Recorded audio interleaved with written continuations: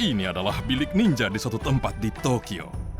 Orang-orang dari berbagai negara dan daerah datang ke sini untuk belajar menjadi ninja. Di tempat para ninja pun, Topan datang mendekat.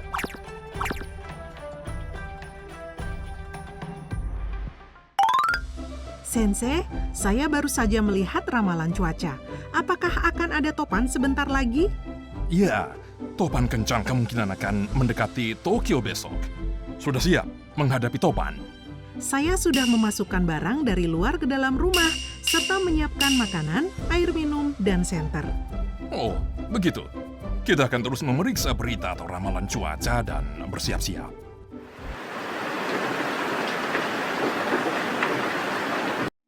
Oh, Topan datang. Bagaimana kalau air sungainya meluap ke sini? Bilik ninja aman nggak ya? Saya mau keluar dan melihat seperti apa di luar. Tunggu. Sangat bahaya untuk pergi dan melihat apa yang terjadi di luar saat topan atau hujan lebat. Saat topan datang, angin kencang dapat merobohkan pohon atau tiang listrik dan benda-benda beterbangan yang bisa membuat cedera. Itulah sebabnya berbahaya untuk keluar rumah untuk memeriksa situasi. Gunung dan tebing dapat longsor dan sungai dapat meluap, jadi jangan mendekati gunung atau sungai. Banyak air dapat masuk ke dalam tanah. Jadi jangan pergi ke ruang bawah tanah, lorong bawah tanah, atau terowongan. Pernah ada orang keluar rumah untuk memeriksa situasi saat topan dan terhanyut arus sungai.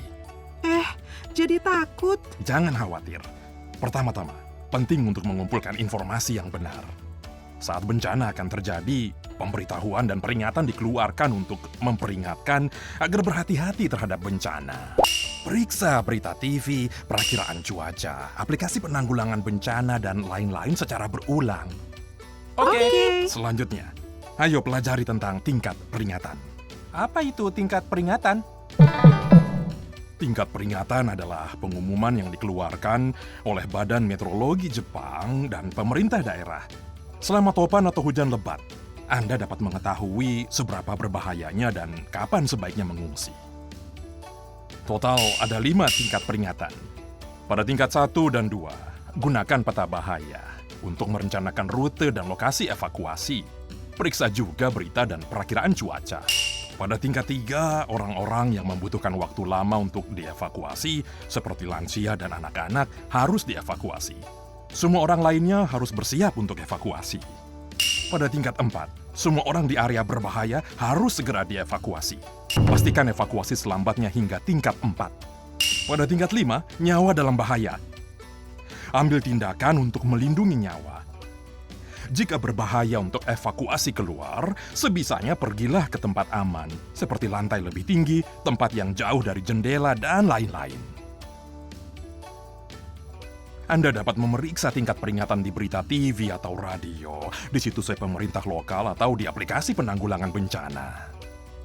Lokasi saat ini berada pada tingkat peringatan 3. Artinya, kaum lansia yang membutuhkan waktu lama untuk dievakuasi harus dievakuasi sekarang.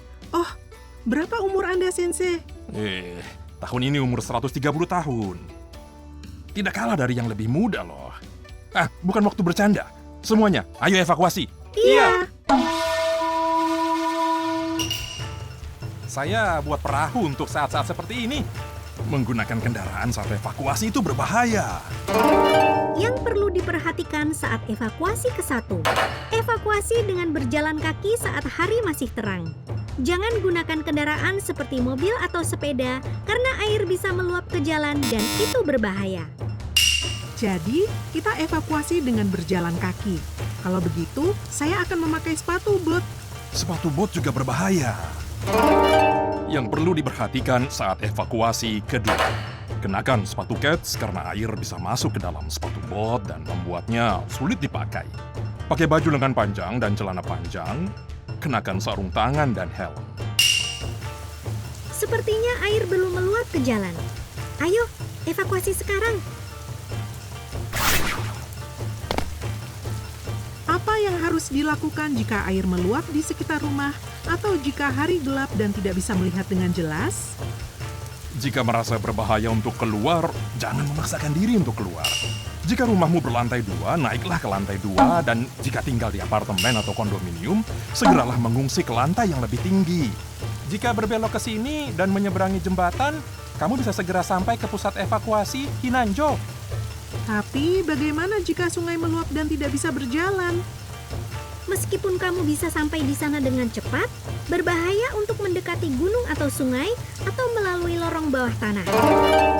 Yang perlu diperhatikan saat evakuasi ketiga, jangan mendekati gunung atau sungai atau melalui jalan bawah tanah karena berbahaya. Akhirnya tiba. Apa yang diajarkan oleh Sensei dan Tempura sangatlah berguna. Kita bisa sampai sejauh ini karena bersama-sama.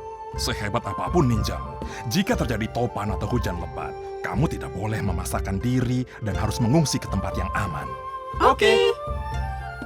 Ajari juga teman-teman ninjamu.